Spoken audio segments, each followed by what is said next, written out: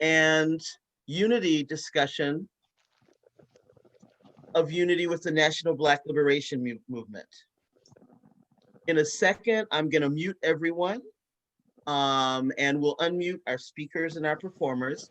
We want to be able to do that so that we can focus on the discussions, and we'll make sure that when we get to the point in our agenda where everyone is invited to be part of the discussion, that you are unmuted then. I'm going to put our agenda in the chat right now.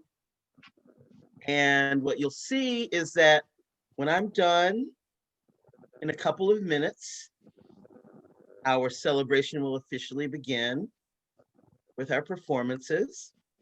And then after about 15 minutes, we'll hear from the chair of the Southern Anti-Racism Network about the purpose of today and our Umoja event. And then we will have the pleasure of hearing from our speakers.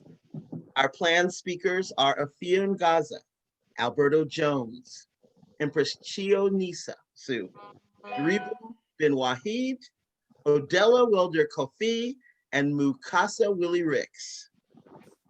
Each of our speakers have 5 minutes, as you can see there. And what I want you all to realize that our time is going to be held very tightly. You can count on me to let you know when you're done, and I'll do that in the nicest way possible. It will be abrupt only if you go over your time. So here is what you'll see. I will turn my camera off when you're speaking. So when you see my face again, speakers, that means you got 1 minute. Okay. And if you don't stop within that 1 minute, I will say your time is up. When we get to the section, when we're open for discussion, we will invite everyone to put your questions or your comments in the chat, and we will recognize you in that chat. And at that point, you will have 2 minutes to respond, to ask a question, or to make a comment. We're asking our participants who are Black or of African descent to speak and share comments. We also invite our allies who are on this event today to put their comments in the chat.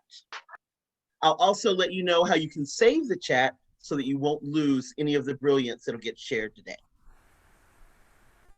And thank you for being here. And we'll now start our official ceremony. I now turn it over to Reverend Darrell.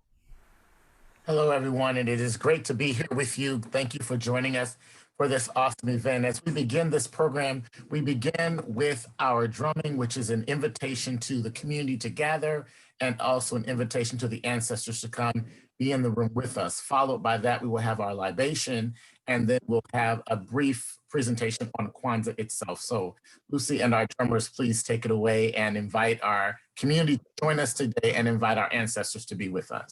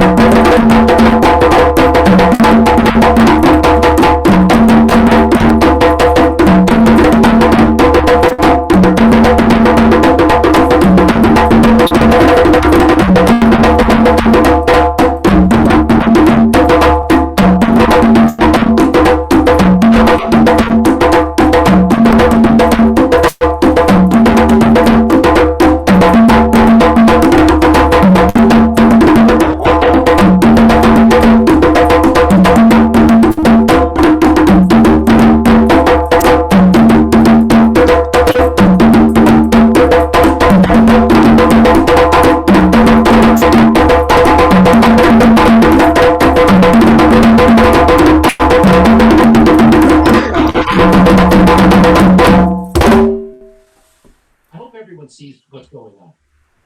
And I think they do. Thank you so much. We are going to invite, thank you, Raquel, Israel, and Kwame. We appreciate you inviting our ancestors to us. Nana Malaya, if you would, with our libation. All right. And I say to the drummers, great job, great job, great job. So greetings to everyone. My name is Nana Malaya, Nana Enu, one who speaks in parables, often known as the dancing diplomat. And I'm a minister in the Akan and the Yoruba tradition and consider myself an interfaith minister. Shit. Fuck.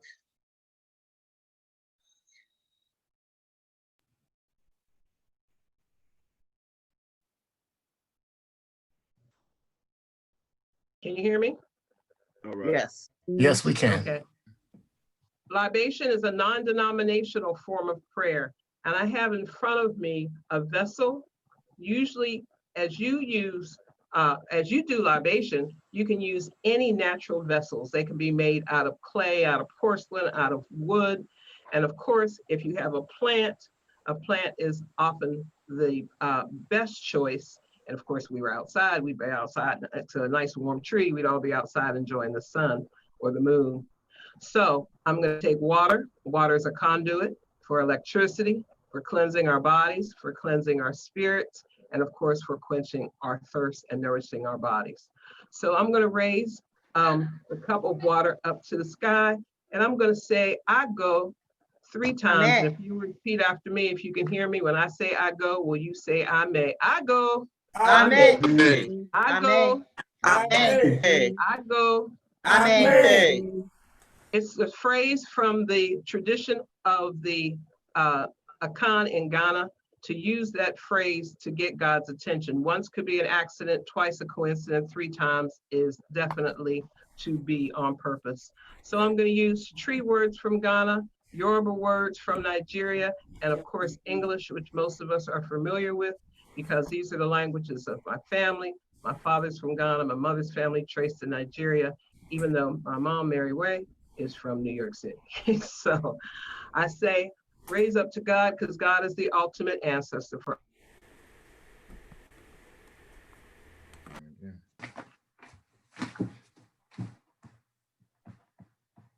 Can't hear nothing. It's muted. Hello? God is all knowing, God is all seeing. And God is. We believe we are children of God, and therefore God's the ultimate ancestor. So we want to think of all the natural elements that are here on this earth to be help us from the waters flowing to the earth, of course, to the sky, and of course, the air. We want to also pray for all of those in our family. So at this point, I'd like you to call out the major last names in your family. If you can hear, call them out, speak them out, say them to yourselves.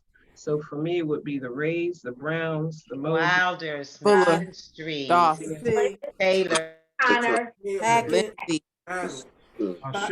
Jake Balolas and the Shakurs. Dorothy, Willie, David. Hunters. Damn it. Mute again. Okay, Curry. Nana, you're muted. Unmute yourself, Nana.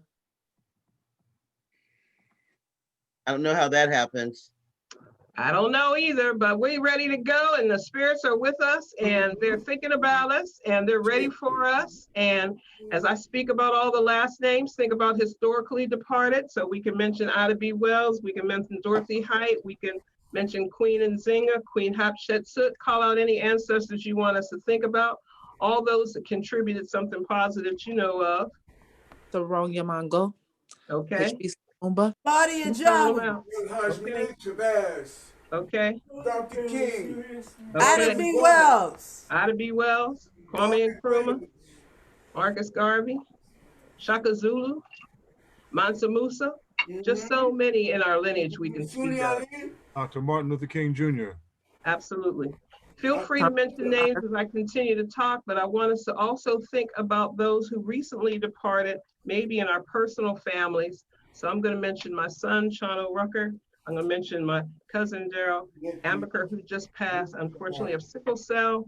And I'm also going to mention Anthony Chisholm, who's one of the artists that I worked with for many, many years. Name any others in your family, whether they're gone recently or a long time ago. My Aunt Sarah, my sister Ellen Marie Ray, my son Shauna Rucker, my aunts and uncles. So all of those folks, think about those special people in your family. And I know many of us have lost folks in various ways, car accidents, other kinds of tragedies. And of course, we have this illness that is taking a lot of people, but a lot of people are passing even without. I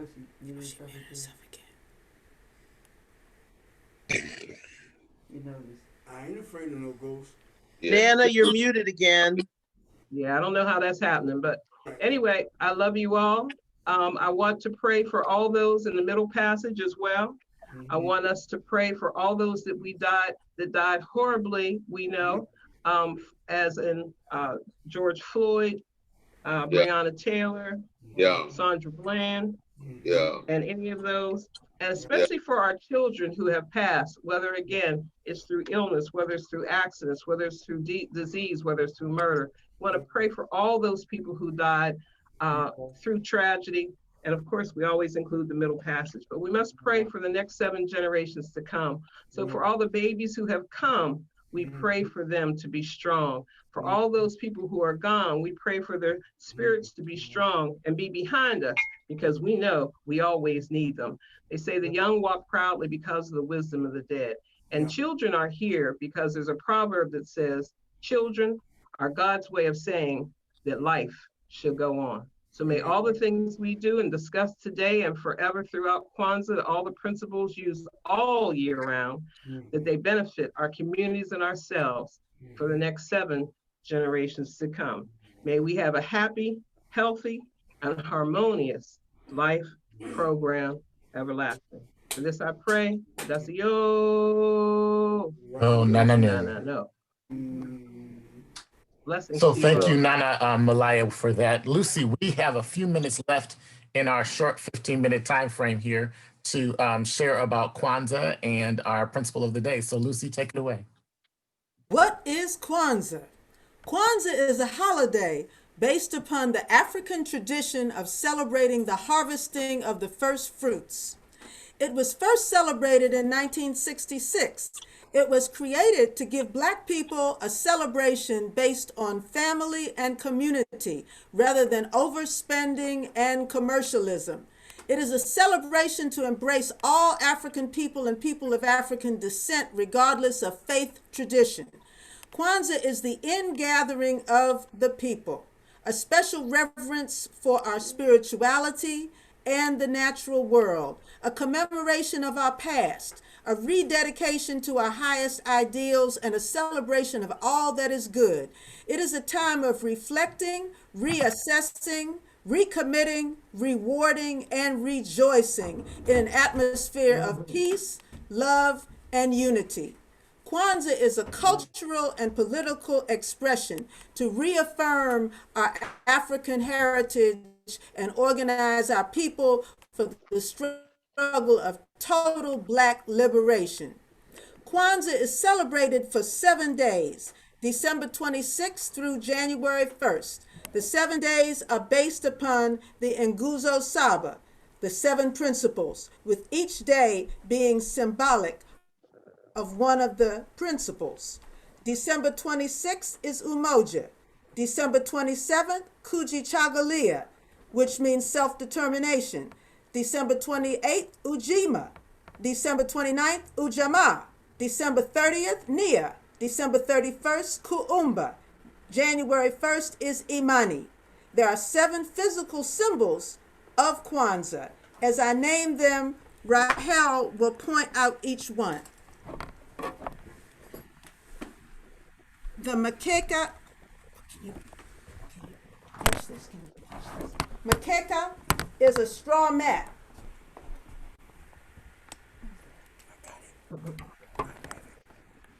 Kinara is the candle holder, the original stalk from which we came.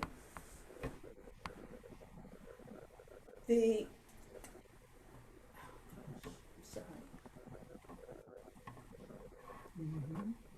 The Mishuma Saba, the 7 candles, which represent the 7 principles.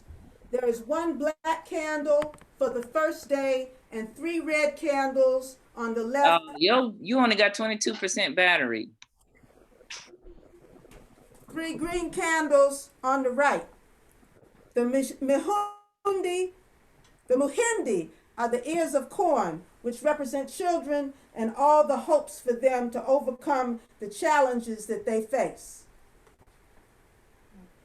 Kikomba cha Umoja, the unity cup. Mazal or crops, the collective fruit of our labor. And zawadi or gifts represent rewards for our achievements. Green, we use red, black, and green, the colors of the flag of the Black nation. Now I will turn it back over to Daryl Moak to tell us more about today's principle, Umoja. Today's principle, Umoja, is about unity, and this entire day celebration that we have today is an opportunity for folks from across the Black diaspora to come together and to find new ways of being, find new ways of creating conversation and dialogue and ways to be together, whether virtually or face-to-face. And this year, as we leave out of 2020 and move into 2021, with all the changes going on around us in our country, changes in the political regime of the day, so to speak.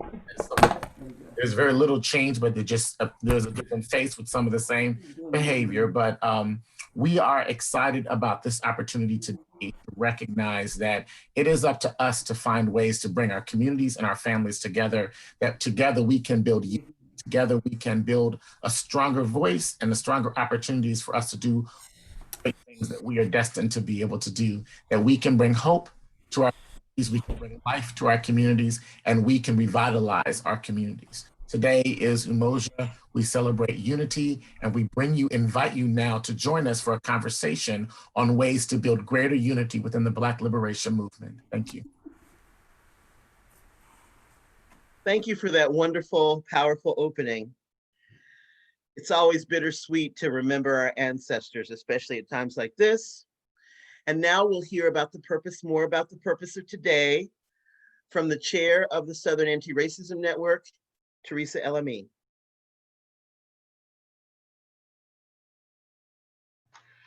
Thank you, George Friday. The lighting in my room is not great, but I hope that people can see me well enough. My name is Teresa LME.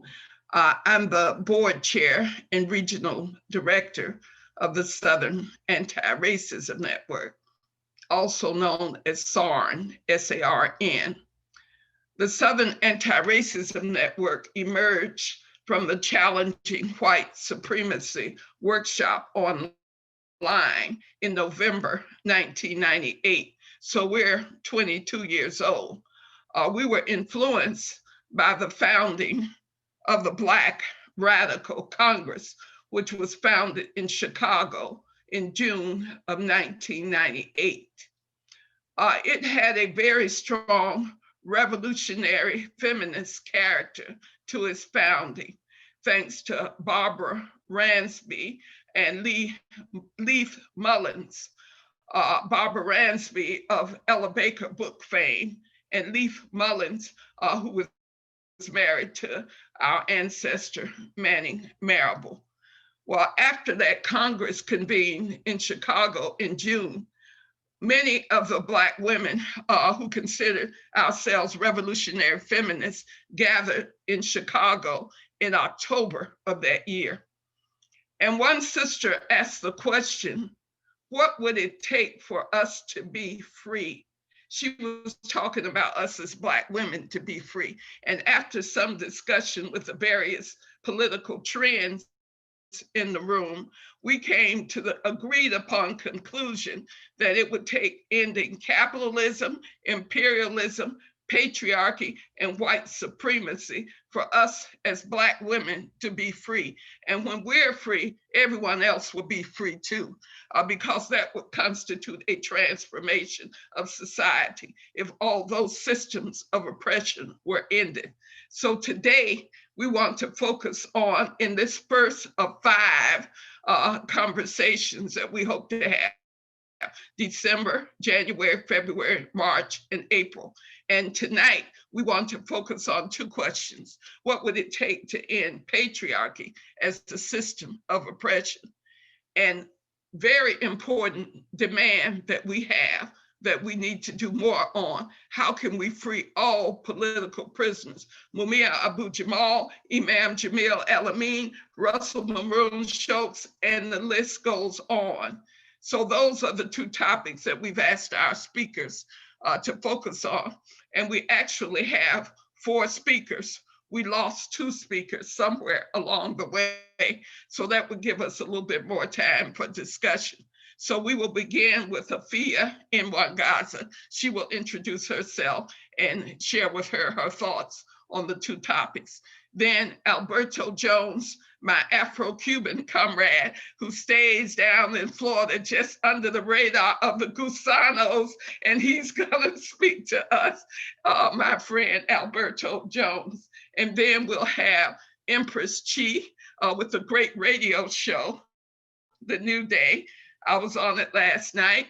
And then we're gonna have Ayodele Kofi, Vice President of the Provisional Government of the Republic of New Africa. Those are our 4 speakers. They have 5 minutes each. When they finish, then we'll begin to open up the discussion, and each speaker participant will have 2 minutes each. So, George Friday, are we ready to move to the speakers?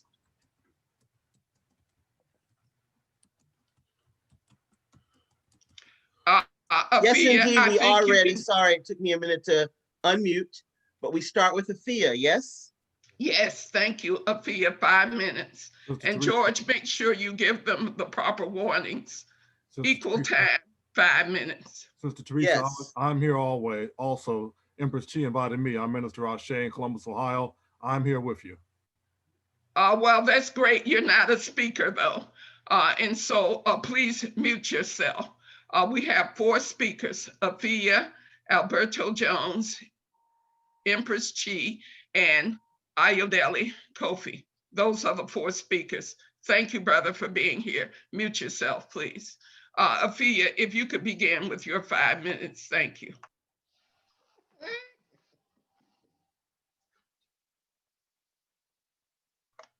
Afia, you need to unmute yourself. Habari Gani. Umoja. Thank you. It is a privilege and an honor to be with you all this evening. It's been many years since I have not done a local event, but as is the case across the country, we're all having to make adjustments. I am the director and founder of the Malcolm X Center for Self-Determination and WMXP Community Radio here in Greenville, South Carolina.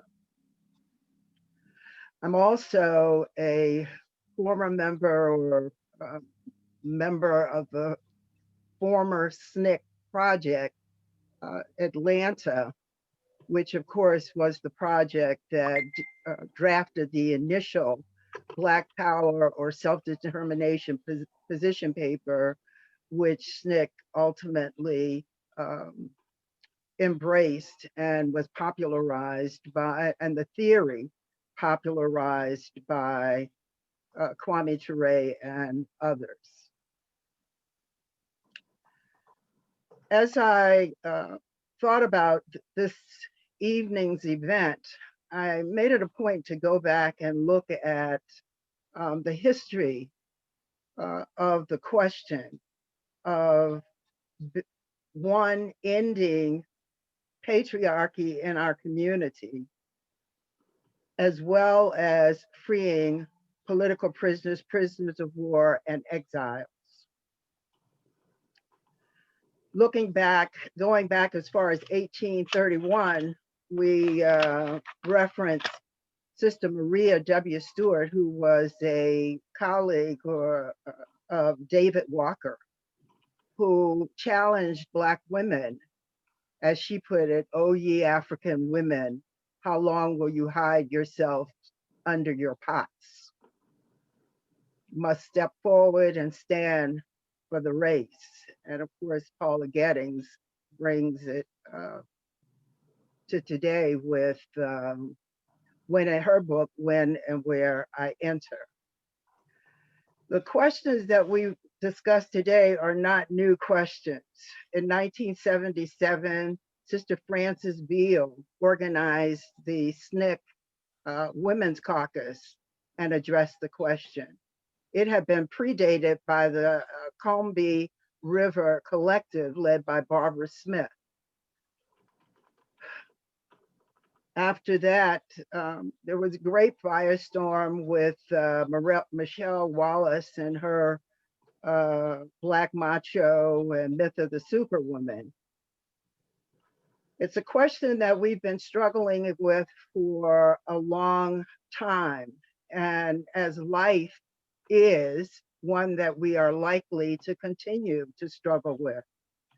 The question is, how then do we do it in a way that does in fact build unity in the community? As longtime organizers, the principles of organizing apply. First, meeting people where they are and building from there. That means being non-coercive, engaging in a liberating and empowering approach to organizing. And I might add, educate. Seeking common ground. Well, okay, thank you. In our effort as organizers, we are called upon to seek common ground, to find that space, that point, that issue, even that approach on which we all agree. That may not be all of the work that we're doing. It may not be all of the issues that we're addressing. But as I often say to folks, we work with white folks every day. We find ways to do that. There is no reason that the skills that we use to function in that environment cannot be brought home. Individual and collective environments to advance 30 seconds, Sophia. And well-being of our people. Establishing operational unity based on mutually identified, defined, and approved points of unity is our way forward. I call okay, on that's a good way to end our way forward. Thanks, Sophia. Now we're going to hear from Alberto Jones.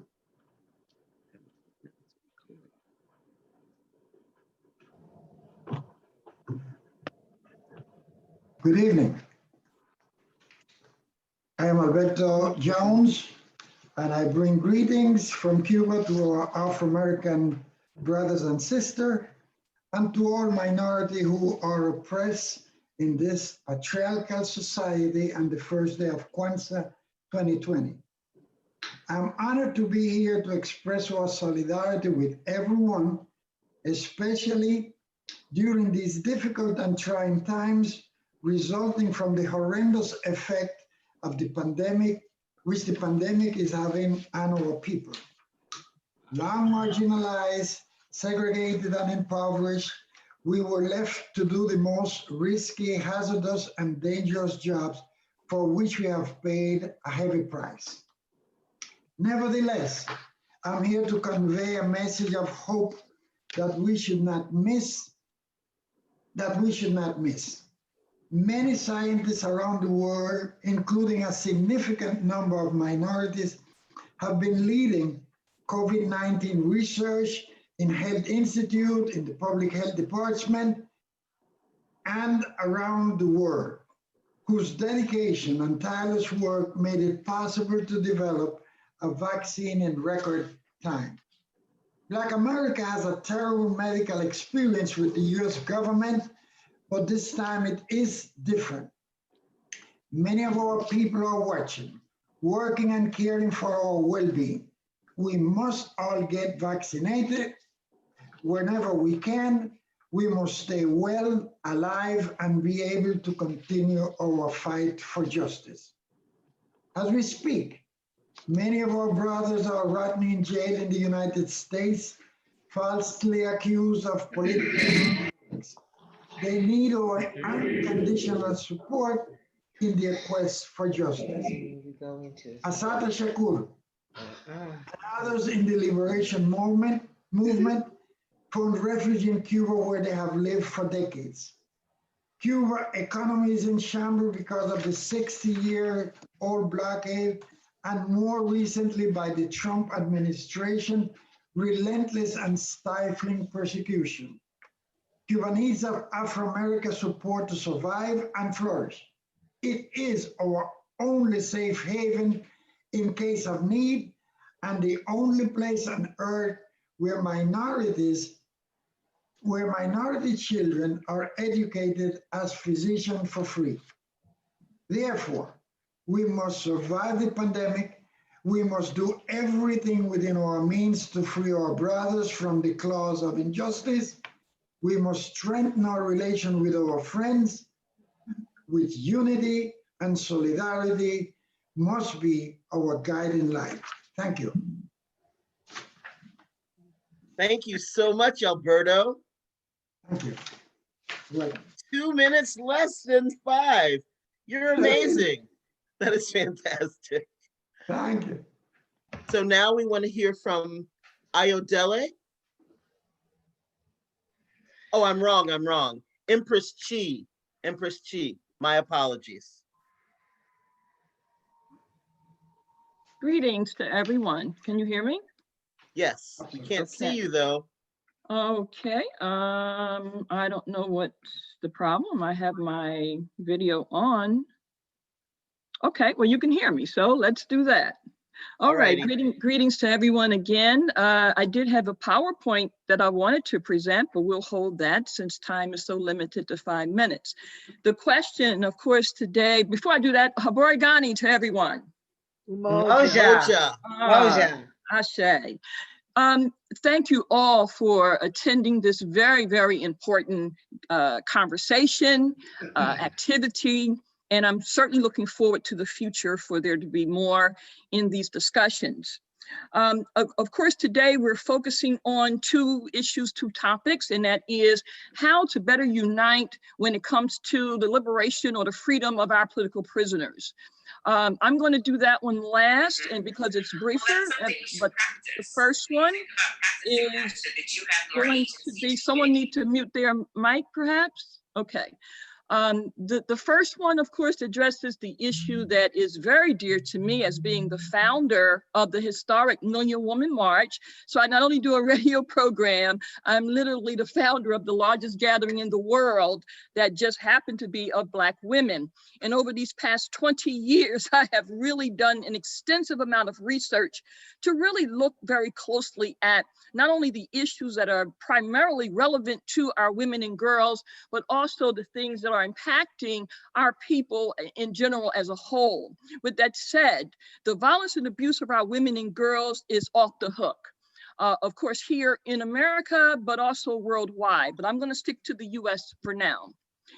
Needless to say, if within our groups and organizations that are saying we are about freedom, justice, and liberation, then certainly to oppress, to exploit, to marginalize our own women and girls that are also often on those front lines, kinds of not only sends a very bad message, but it also impedes the capability of real progress for the future.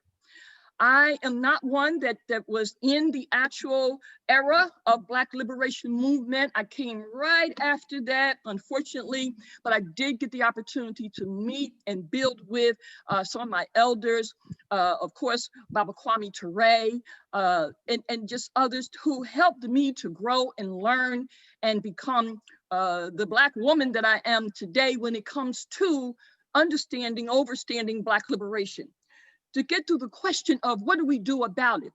First, we have to know from whence it comes. Needless to say, of course, we talk about the system and its capitalistic tendencies and all that goes with that. But we also have to look at the continuation of behavior that we are embracing as a people. And as a result, inflicting it upon one another. So while we fight to dismantle the system, we have to look at some internal things. And with that, we're talking about the treatment or the mistreatment of our women and girls. So to talk about patriarchy, from whence it comes, the continuation of a behavior, the continuation of a character, a state of being that comes from our oppressors.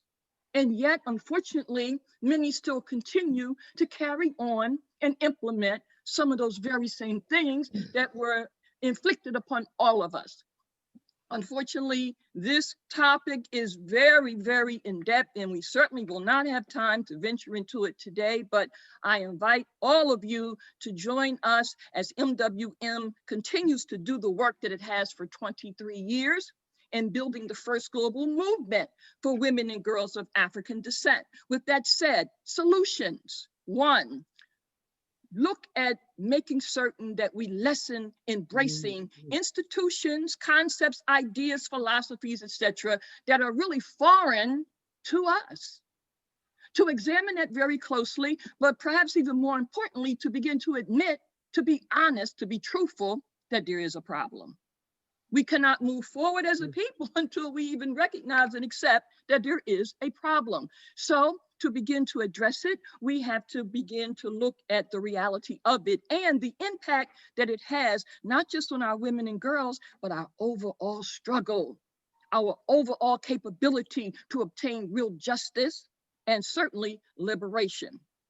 To move forward, going to the issue of our political prisoners, of course, we know why it is, we know how it is, but the question has been raised, what can we do to better unite? Well, what MWM and A Million Black Women Rising is doing, we're putting out to our networks and asking them to please go to the Jericho Movement website, get that information and send it out to all the people in your network during these next 7 days. Make Kwanzaa be more than just a celebration that deals with observance of the principles in a conversation.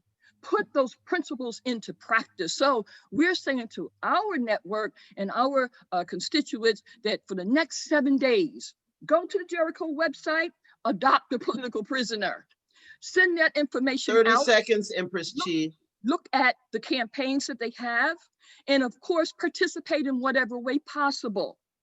Right now, MWM has launched the Mumia Time's Abu. up, Empress Chi. Thanks so much. Go to the Jericho website and sign up over the next 7 days. I heard that. Thank you so much. Ayodele Kofi, our last speaker. Habaragani, comrades, and free the land. Thank you for this. Thank you for this wonderful invite. As you know, I represent the Republic of New Africa. Myself and Sister Samaat have recently been elected to the nation. It is the first time in history where 2 women, females, have held the position of president and vice president simultaneously at the same time. We are looking to rebuild within the Republic of New Africa. You know, our Declaration of Independence, our preamble does not promote sexism. It does not promote patriarchy. We are in the process of work, study, and training. Within that particular unit study, we will be dealing with the issue of contradictions, because we know patriarchy is a contradiction. A contradiction meaning that if we call ourselves scientific socialists, and that's what we are, and we're trying to declare ourselves independent in the United States of America, those types of contradictions cannot exist. And when they do, and we allow them to persist, that is liberalism, and that is not something that we promote. So we will deal with that as we go on. And as you can see, obviously, the people have elected us So we are very, very, very proud to stand on the shoulders of ancestors. Personally, I was involved with the All African People's Revolutionary Party. I was involved with several organizations when I did live in Ghana. We were the first organization in Ghana to promote at a reparations conference in 1998. And we did call on the world for worldwide reparations. We will be dealing with that in the Republic of New Africa as well. And one of the platforms that Sister Sa is promoting is that within our Ministry of Justice, within our Ministry of the Interior, we will be dealing with political prisoners and prisoners of war.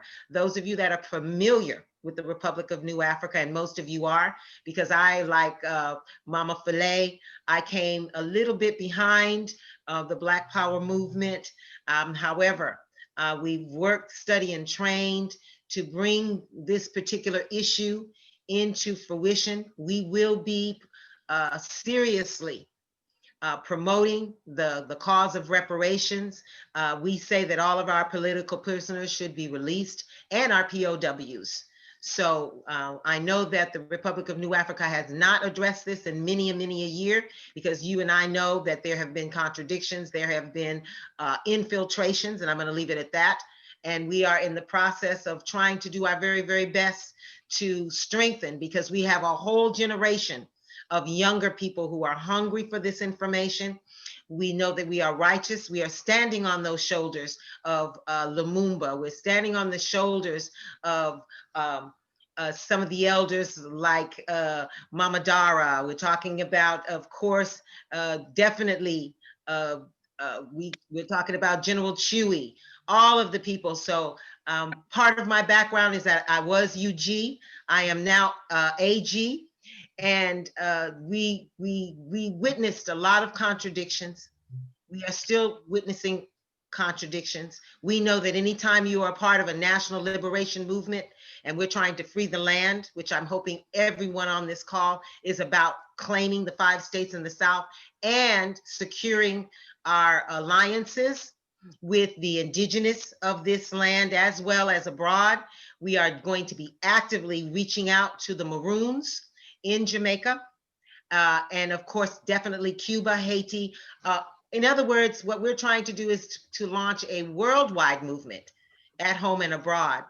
So these are some of the things that we are actively working on, but we cannot do it if our people are miseducated, ill-educated. That is one of the things that we know culturally, because we're trying to become new Africans. We're not trying to become Black people who are have been downloaded with Eurocentric ideas, practices, and beliefs. And that takes a lot of work. It takes a lot of shedding. It means internal battles with yourself. And that is why patriarchy is allowed and promoted, because we as women, what are we teaching our sons? What are we teaching our daughters? Are we perpetuating patriarchy? Thank you. And I know my time is almost up. So those are the questions that we deal with in unit training, work, and study. And I believe these next 3 years, I'm going to be very excited working and reaching out to as many organizations, and definitely people who are involved in the new African independence movement, because we are definitely trying to build a Black liberation front. Because at the end of the day, we're going to declare our land, we're going to hold a plebiscite, and when we do have the go-ahead of the people here in the United States, we're going to be ready to stand and defend, and you will see us moving, and we will be led with our comrades who are made up of women and men. Free the land, comrades. Sweet. I didn't have to cut you off. That's a beautiful thing. I didn't mean necessary. Awesome. All right. So great. We were 2 speakers short, so that gives us 10 extra minutes for our discussion. I am going to recognize Teresa Elamine, the chair of SARN. Thank you. Thank you. Thank you, George. As I watch the chat, it appears that we have 3 men who have put themselves on the stack. We want to have gender balance in this conversation. Brother Darren is the first on the stack. Minister Elijah Ashe, and forgive me if I don't have your name quite right, but he was second on the stack. And then Yona L was third on the stack. Could Comrade Elijah, a minister, identify himself?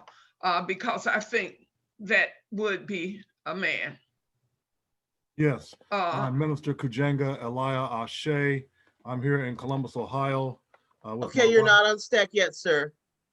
Darren is first on stack, if I was listening correctly. Teresa called me. Okay, excuse me. She did. She just wanted to know your gender. I was scrolling through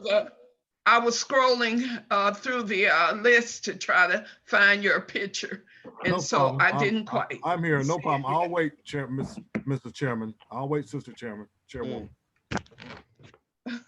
Well, Darren, you have 2 minutes. Okay. To make your comment or ask your question, and the speakers after you have 2 minutes.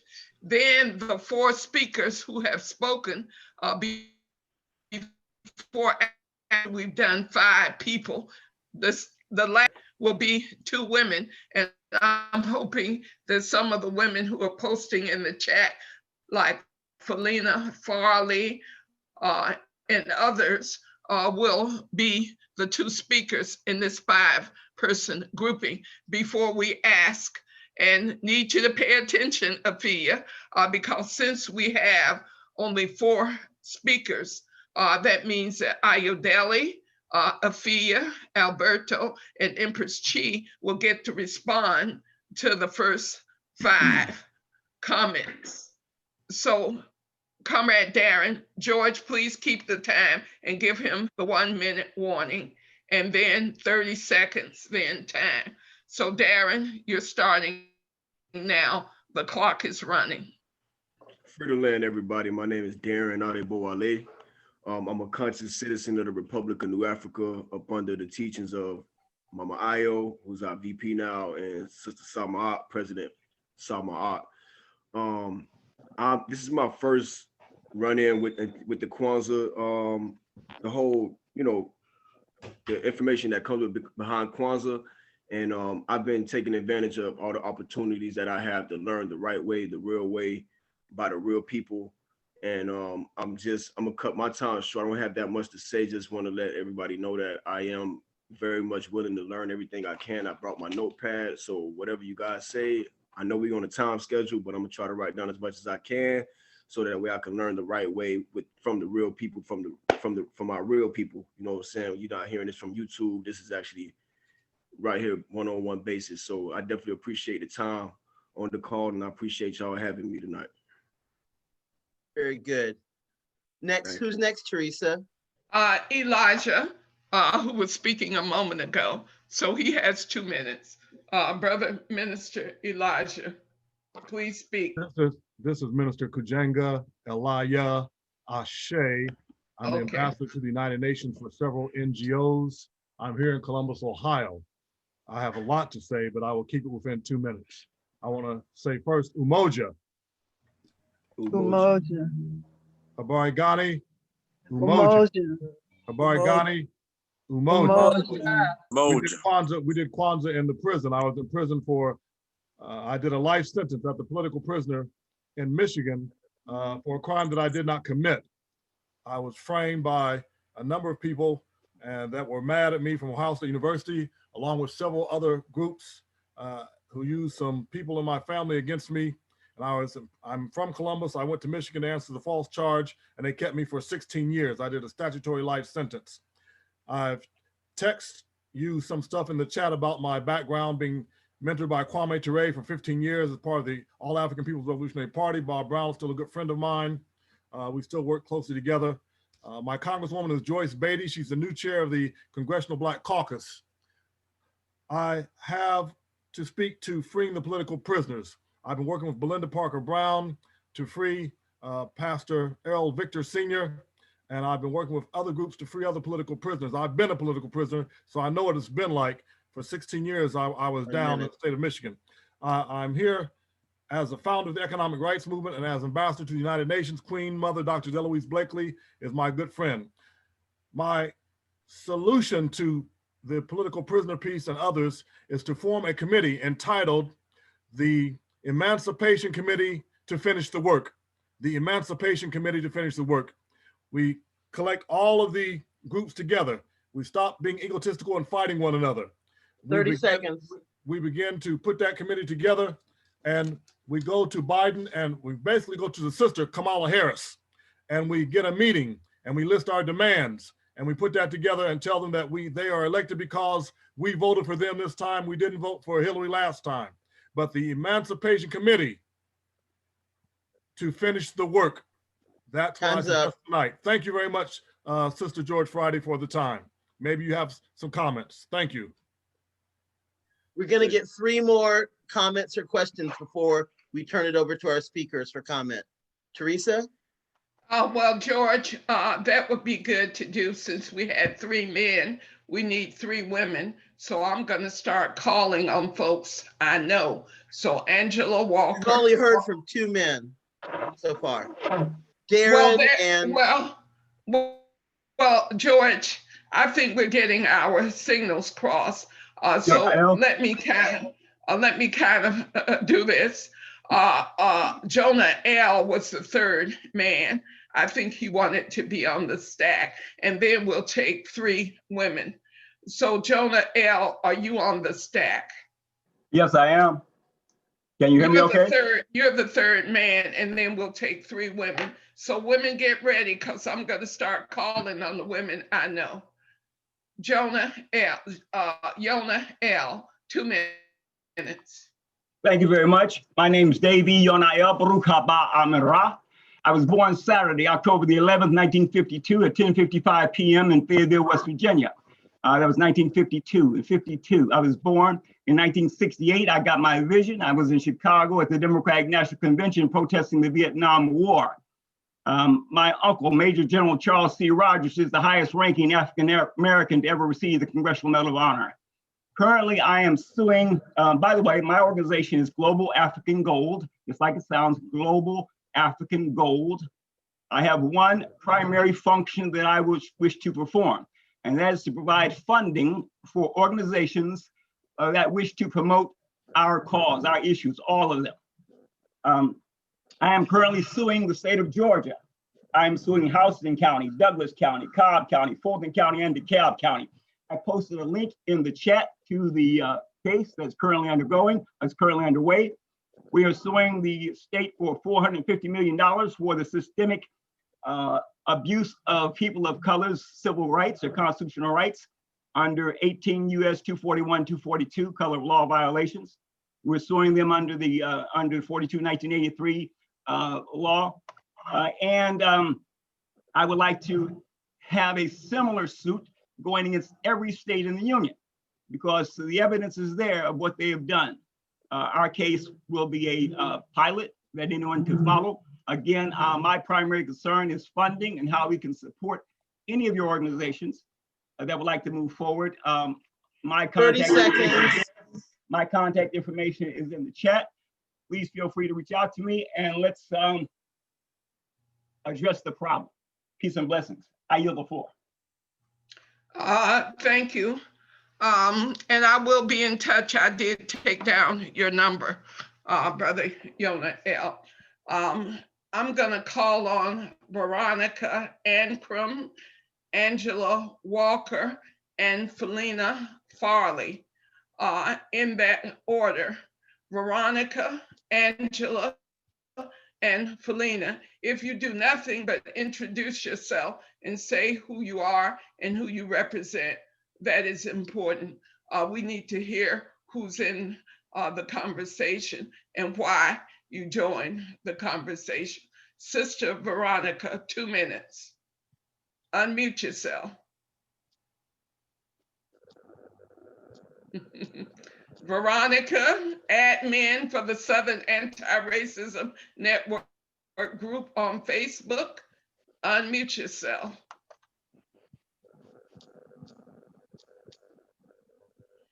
Well, she's distracted. So Angela Walker, are you there? Candidate, vice presidential candidate for the Green Party on this last round with Howie Hawkins, my comrade. So Angela Walker, please unmute yourself and speak for 2 minutes. Tell people who you are. Well, thank you, Miss Teresa. I wasn't going to mention my candidacy. I'm just a member. Good evening, everybody. My name is Angela Walker. I am a member of both the Green Party and the Socialist Party of the U.S. It's an honor to be here, an honor to be among you. I, like the brother earlier, took incredible amounts of notes. Come in or call today and get a free prescription savings review at CVS. You know, I'm not Savings gonna vary. Not all patients eligible for savings. Ask pharmacist for details. ramble for 2 minutes or anything like that. I just think that these are very important topics. When we're talking about movement building, I think it's very crucial to lift up the ways that we are impacted by patriarchy in our movements and how it hinders us from getting things done. So I am grateful to y'all for the wisdom that you shared tonight and the fact that you are even tackling this conversation. Well, thank you, Angela. So Felina Farley, would you please unmute yourself and say who you are? Thank you. Am I on now? Okay, I'm sorry. Hi, I'm Felina Farley. I am the Ohio State co-chair for the Green Party, and I'm also on the National Black Caucus along with Teresa and Daryl. And I do want to work with the minister because Joyce, our local congressman, also knows me, even if she doesn't like me all that great, but she knows me, she knows who I am, and I would definitely work with her.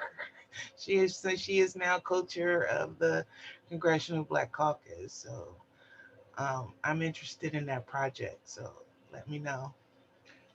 Thank you, Felina. Now I'm gonna call on Mary White. Mary White is based in Durham, North Carolina, and Mary White is the secretary of the board of the Southern Anti-Racism Network. And she's very involved in working on Medicare for All. And so she has a statewide coalition of healthcare for all supporters. So Mary White, I'm glad you joined the call because I see we have another board member who recently joined, Adrian Bernal Chicano out of Stone Mountain, Georgia. So hopefully you're catching all this stuff, recording it, Adrian. But Mary White, please let everyone know who you are. Habarigani, everyone. Umoja.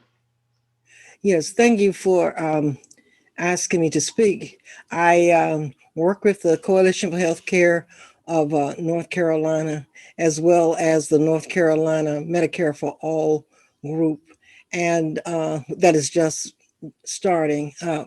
And so that's the main area of our concern, which we have been working hard on for a number of years.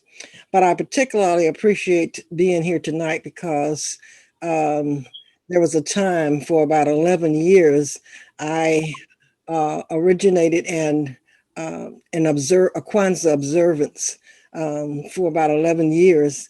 And so this experience is very important to me. And I particularly like Umoja Night because that is the celebration of unity. And if there's anything that we need as a people, it is unity. And so I will stop there. Thank you for inviting me. You're muted, Teresa. I'm sorry, Mary.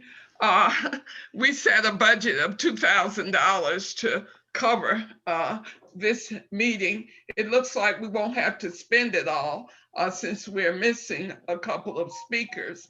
However, it's very important that you're on the call, Mary, because we're agreeing to fund a certain portion of this process over the next few months. And we have 4 months to go So when the admin committee meets in January, we will make some decisions based on how we end this conversation tonight.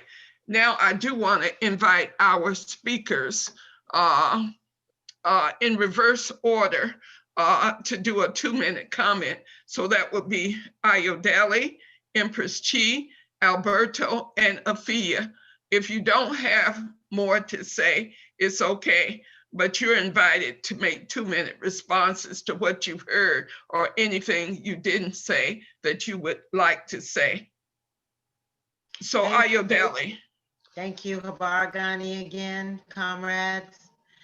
I'm very, very impressed with all of the speakers that I've heard, all of the wonderful elders who have been doing this work. Question going forward, we're doing all this work to what end? Are we trying to be a part of capitalism, imperialism, white supremacy, and racism? Or are we trying to free the land and to build a world better than what we have known?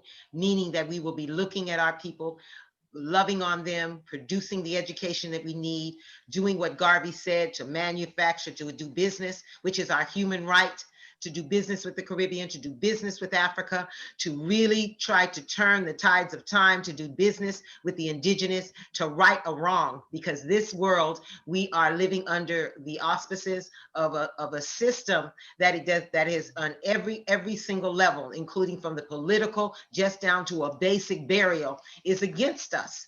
And we have to right those wrongs, comrade. We owe it. We owe it to history. We owe it to our children's children's children. We owe it to the ancestors that are crying to make sure that we do our part and that we do not fall for what we call the okie doke. We do not buy into, you can get this because you can get that, and use your beautiful brilliance, all the things that you have learned over the last 20, 30, 40 years, and put it to the service of the race. Come and help us build new Africa. For real, for real. Build it. With the vision and the purpose. 30 seconds. With the vision and the purpose that we are going to have our communities, we're going to have water, we're going to be in harmony with the earth. And I yield. Thank you. Empress Chi, 2 minutes. Yes, greetings. While oftentimes we talk about history and how important it is, I invite everyone to support history in the making today, that being the Million Woman March and its universal movement. Please mark your calendar, February 21, 2021, we will be having our first International Black Human Rights Virtual concert. It will be international, Brazil, Africa, England, US. This is the first of our Black Human Rights Initiative under the We Charge Genocide 21 project. We are now in the process of collecting our first 1 million signatures that we will be taking to the United Nations to begin the process of formally charging this government with crimes against humanity for these 400 plus years to present day. That, of course, is also a demand for the release of our political prisoners now. With that said, we also invite you to support the Mumia Abu Jamal School of Journalism. Mumia has agreed to formulate a curriculum for us where we will do correspondence and virtual courses based on the information that he provides for us, those who are interested in becoming reporters, writers, etc., so that we can put out the information about our political prisoners and other issues independently from the experts who have shown us the way to do that. Also, lastly, we ask you to tune in tonight to our New Day Resurrection and Liberation radio program that is now in its 13th year. I will put the link in the chat room tonight. Again, we will talk about Umoja and the other 7 principles and how we are connecting those principles to the principles of Ma'at. Perfect. Okay. Alberto, please take 2 minutes and say a little more to us. You know, Cuba has such a powerful history of transforming itself with a real revolution and kicking the US out. And the US has been punishing Cuba for all of these years. And we would like to be able to offer our solidarity, but we need some direction in how we can end this outrageous embargo against Cuba that stands with African peoples worldwide, sending all the doctors all over the world, having a medical school and allowing our young people to come to the medical school. What can we do to help end the embargo, comrade? What can we do? Well, the embargo is literally impossible. It has been codified into law by the President Clinton in 1998, but we can certainly weaken it. And that's what we have been doing, inviting people to visit us, to see the difficulties, the suffering, the pain, and the potential that we have. I am so grateful for being on the panel today and hearing such hopeful expression, like Sister Kofi, Ayadeli Kofi, I think. Everyone brings hope to me of a better tomorrow. And please keep me in touch with all of these people. And what we are hoping for is that at least after January 21st, we may go back at least to the Obama approach of a more respectful relation with Cuba. But together, we have to help Cuba survive, and we have to fight Cuba lingering imperfection, because it's not all perfect. Every issue that affect Black people, women, and LGBT, it's not addressed, but it is still far better than what we have. So thanks for having me here. I may have to leave in a little, but you know where I am, and don't never feel you're harassing me. Good night, thank you, and we love you all.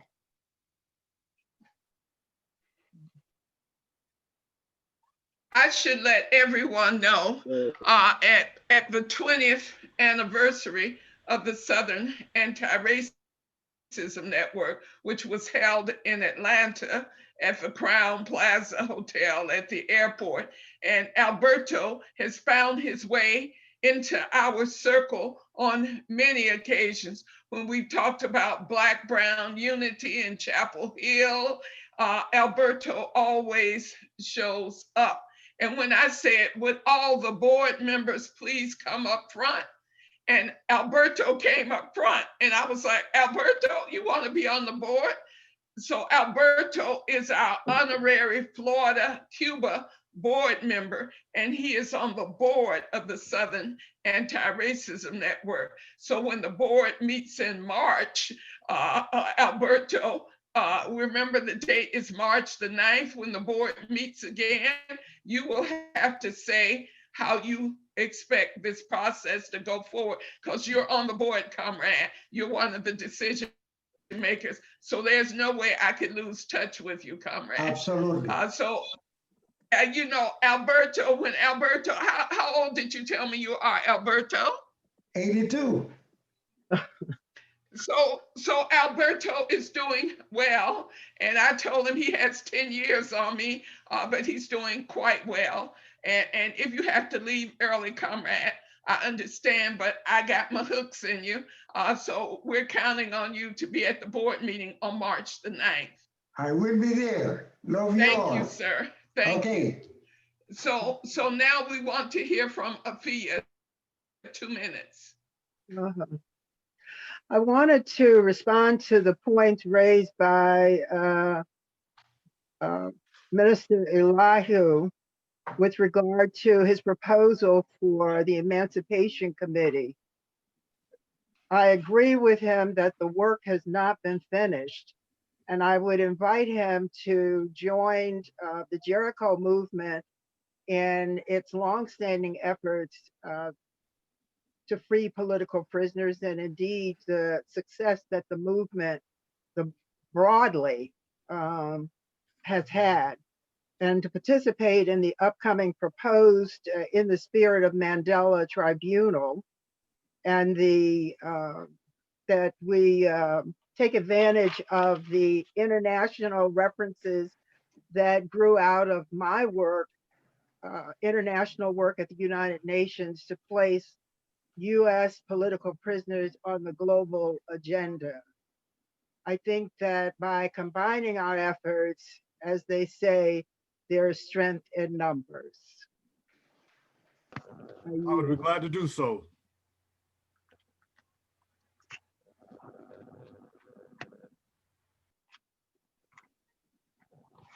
I mute myself and I forget, but I do want to call on Carl Redwood because, as I recall, he's in Pittsburgh, where the New African Independence Party is doing great work nationwide. Carl Redwood, are you there?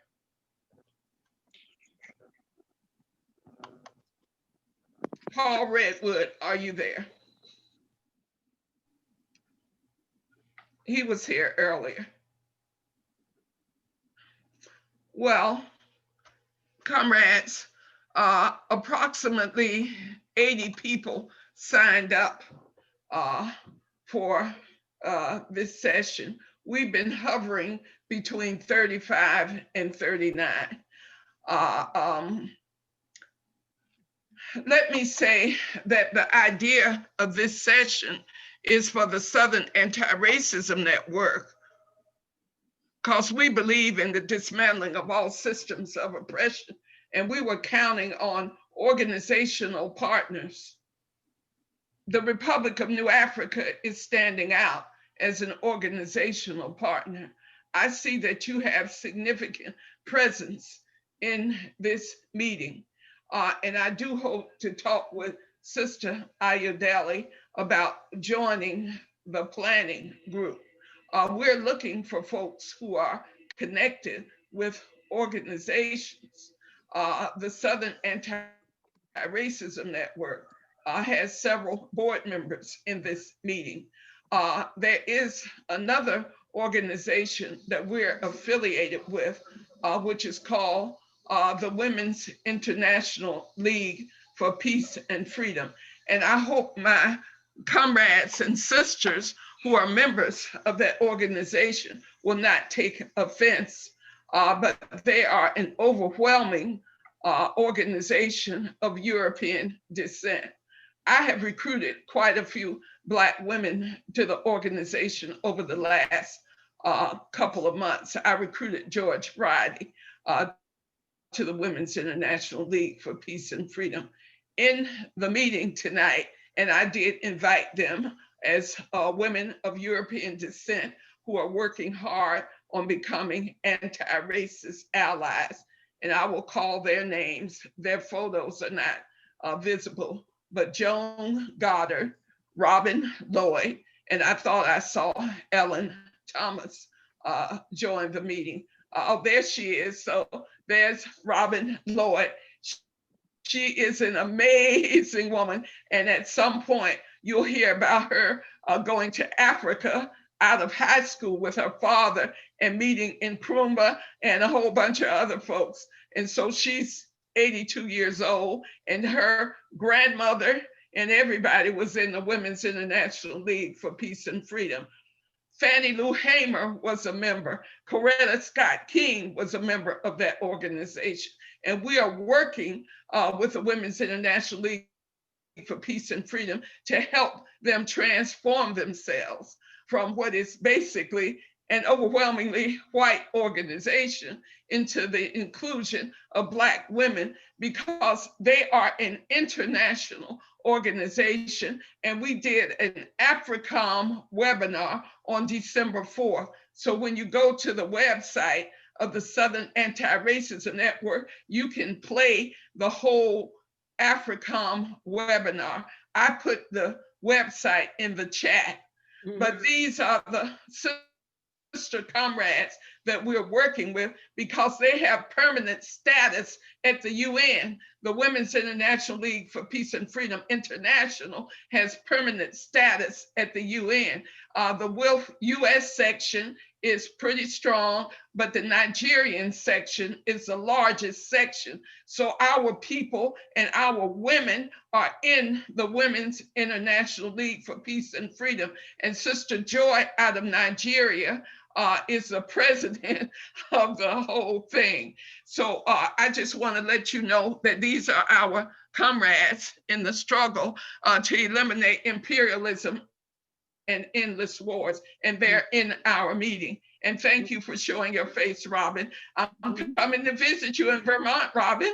As soon as the snow goes away in the fall, I'm coming up there, and we're gonna go to Rhode Island and hang out. Rhode Island, yeah. Good. Well, Teresa, thank you, and thank you for inviting us. And this has been very enlightening to me to hear the revolutionary fervor of so many of the participants, and that Women's International League can form a deeper relationship with the Southern Anti-Racism Network and other folks. So go to the WILF website. I'm a member of the Disarm Committee, and I just got the banner. I don't know whether you can see it over there. That's my wonderful Haitian wall hanging, but nuclear weapons are illegal. Can you see that? Maybe yes, not. and that's and Robin, that's something that we will talk about in January. So when the treaty goes into effect, banning nuclear weapons on January 22nd, well, we will time our next meeting after that. And so we'll talk with you more, Robin, about, I just wanted to acknowledge that you and Joan Goddard and Ellen Thomas, people I work with, nuclear weapons are illegal. These are the serious anti-war folks. Okay, now Carl Redwood, I was looking for him, but he seemed to have disappeared. So comrades, we don't have to make the meeting longer than it needs to be. It's only about 7:20 now, and we had expected this session to go to about 7:40. But let me just say this in terms of how we go forward from here.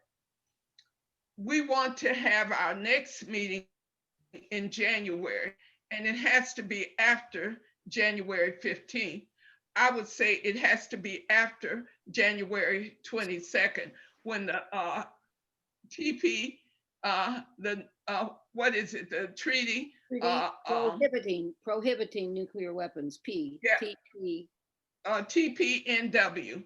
Yeah. So when that happens on the 22nd, it goes into force because 50 countries signed on, and a lot of the countries were little countries like Honduras and Jamaica. They signed on. The US refused to sign on and start bullying the smaller countries. So we have to do our job in the US to tell the US to stand down and eliminate these nuclear weapons, more nuclear weapons than anybody else in the United States. But the smaller countries that will never have nuclear weapons, they put that treaty in force because it took 50 countries to say, we sign on, and Honduras and Jamaica signed on.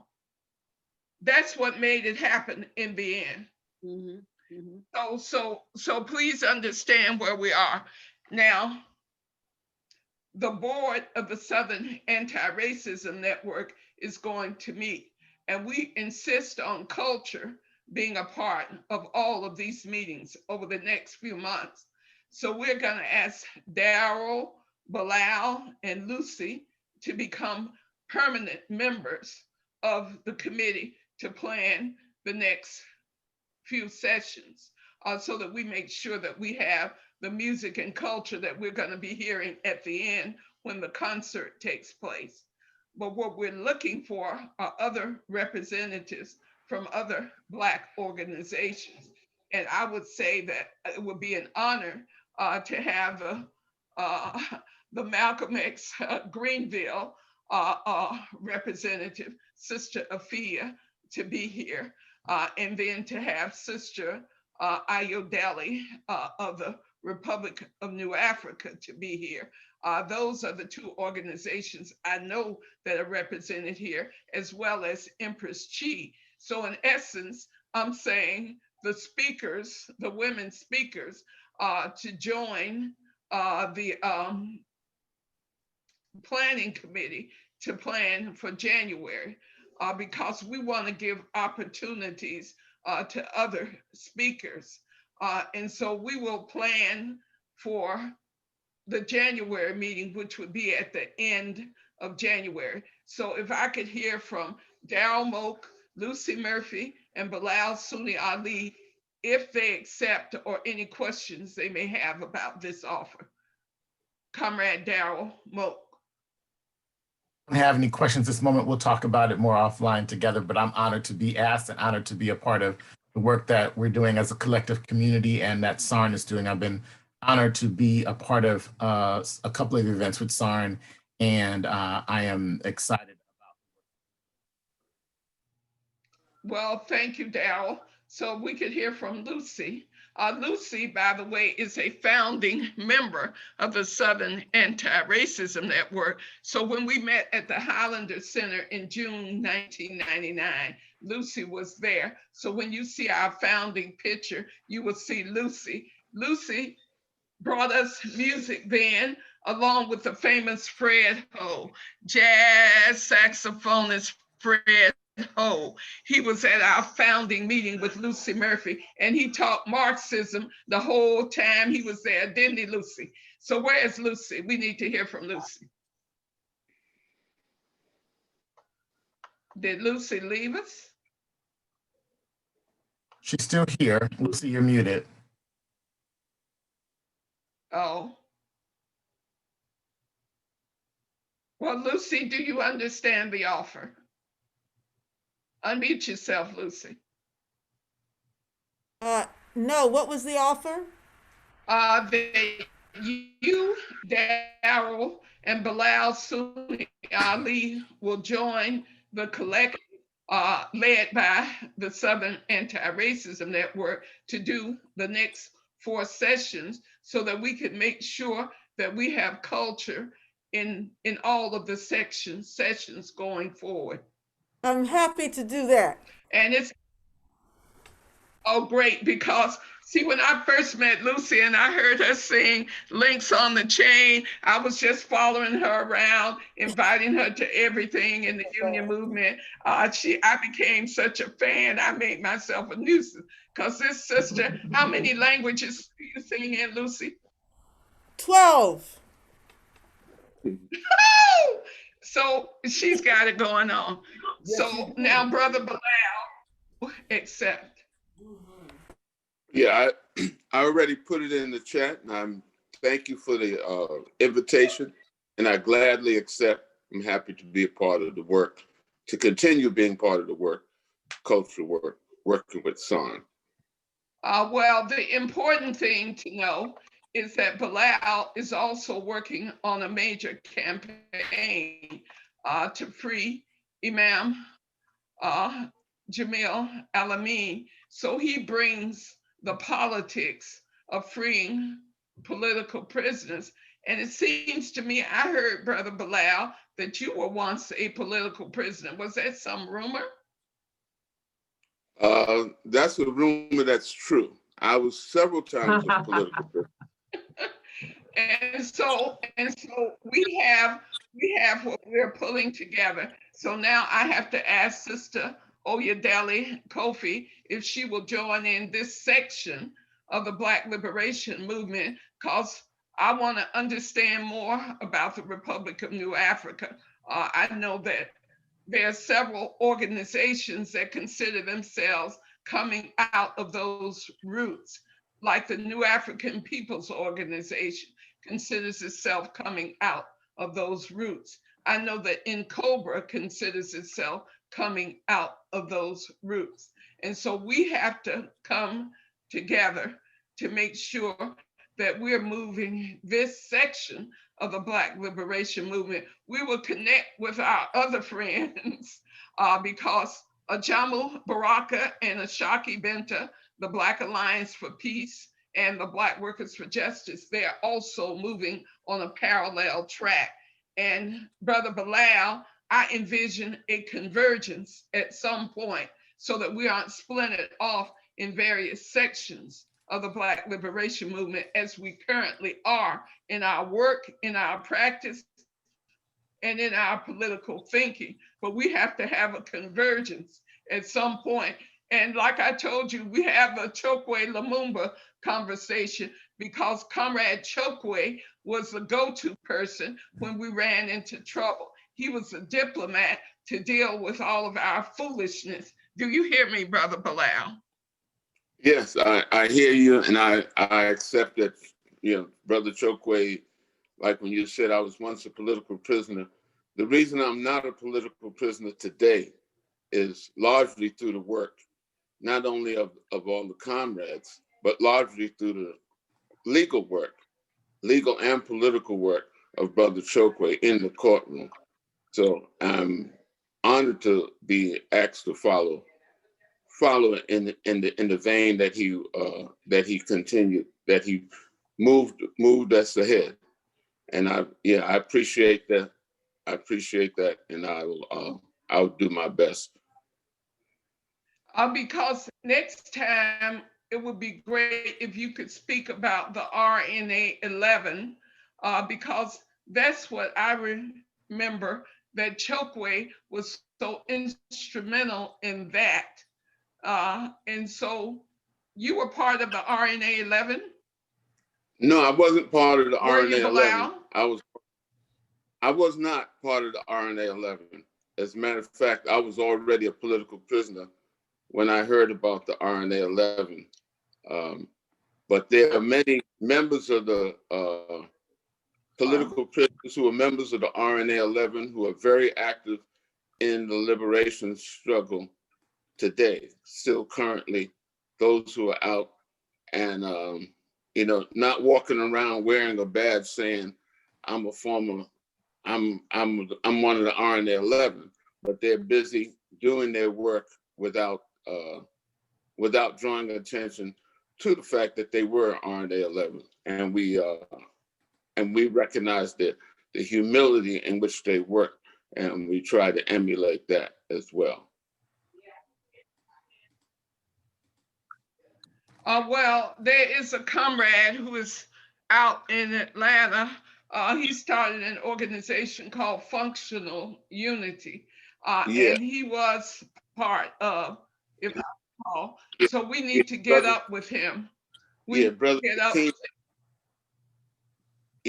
Hakima, he's established we need to African get up Centers for Self-Determination, and that's good. And continue with the functional unity process.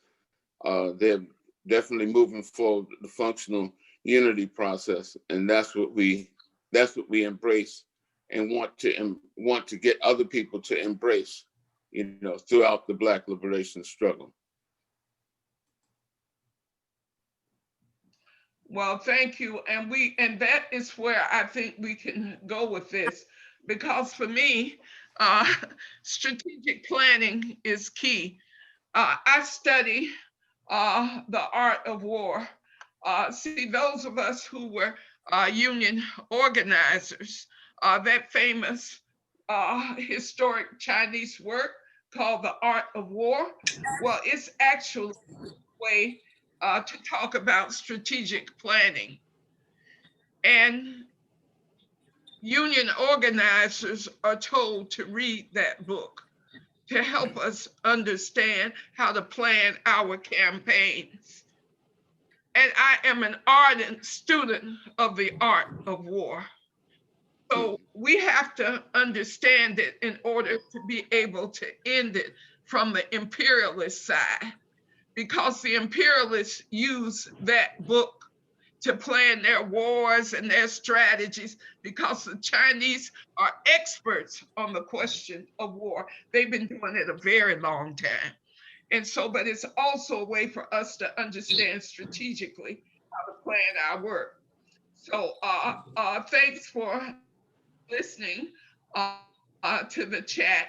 But we have about 10 minutes before the concert is due to start. And if you could end the concert about 7:55, so we can make sure that all of our minds are clear about what we're doing next. But before we start the concert, I need to hear from Ellie Kofi, Empress Chi, and Afia as to whether or not they're willing to join the circle of the collective to plan the next 4 sessions of this conversation, so we can start talking about what are our priority demands. Because what it really comes down to is what is the work that we're doing. Like Sister Empress Chi said, we're not here just to talk about unity in some kind of abstract way. How are we unified to get our comrades out of the gulags of the United States? Russell Maroon show all of them, they're dying in there. So we got to get them out. We've got to get our reparations. We are closer to winning reparations than I've ever known us to be. We got to move forward on that. Everybody, we got to connect with Ron Daniels and Janet Glover and all them people. I've been in their meetings recently. They're working on reparations too, as well as in Cobra. So Sister Ayodele, if you could take a couple of minutes and let us know what you think about engaging with this collective, so that when we meet in early January to plan for the next session in late January, then we can begin to talk about how we want to use the resources. So Sister Ayodele Kofi. Unmute yourself, sister, unmute yourself. Oh, thank you. And definitely I'll be reaching out to you, Sister Teresa. I will be sending this information back to the People Center Council, and we will be, talking about it and discussing, what is going on with this particular organization, because we are trying to unite with all movements that are trying to free the land and do everything possible for our political prisoners, reparations, particularly if about land, we're talking about resources, we're talking about making sure that we find whatever means we have to make sure that we free our political prisoners as well as POWs, because that's going to fall under one of our ministries. We have ministries that deal with different issues. So I will be passing this information on, and I definitely will be keeping in touch with you. And I thank you for inviting us to be a part of this program. It's wonderful. Well, thank you. And Empress Chi. Greetings, I'm here. Absolutely, I would be more than happy to participate in whatever way is possible. It just so happened a few weeks ago. Can you hear me? Yes. Okay, a few weeks ago, we did in fact have a Zoom that consisted of Cobra. We had one of the co-chairs from Cobra. We had the sister from the Reparations Union. I know there's a white woman. And we brought in several other groups and organizations to begin to consolidate our efforts. MWM has kind of linked some of the areas. We start with Mother Callie House and bring it up to, of course, Malcolm X in his last couple of years in focusing on Black human rights. So certainly our cadres are now forming nationwide, and we certainly support in any way possible any of the efforts of our families, of our brothers and sister organizations, and of course now making certain that the Million Woman March is now universal movement, and we are providing training and other kinds of things to assure that our families and communities nationwide and now worldwide is really understood in terms of our movement, and that we're ready and able to advance accordingly. Thank you, and I'll be on the radio show listening in tonight. Okay. So Sister Afia, if you could say how things are going in South Carolina and I know you have that radio station, and it can be used for our efforts. So what do you say, Sister Afia? Unmute yourself, Afia. You aren't sleeping, are you? Unmute yourself. Okay. As I said in my initial comments, that I believe that our way forward is to engage a liberating and empowering approach to organizing, which means meeting our people in our various sectors where they are, seeking common ground, establishing operational unity based on mutually identified, defined, and approved points of unity. In previous days, we called it operational unity. I see that it's upgraded to functional unity. And when we get serious about unity, then those classic organizing principles must be engaged and applied. Well, thank you. I'd like to speak to something that was written in the chat about people without melanin. My being without melanin is a Michael Jackson disease known as vitiligo. If you're talking about Robin Lloyd or Joan Goddard, they are simply here as allies. They understand they are not a part of the process. We invited them in because we are internationalists, and we are not going to say that we don't work with other peoples who are trying to take down the US empire. We consider anybody working to take down the US empire as allies.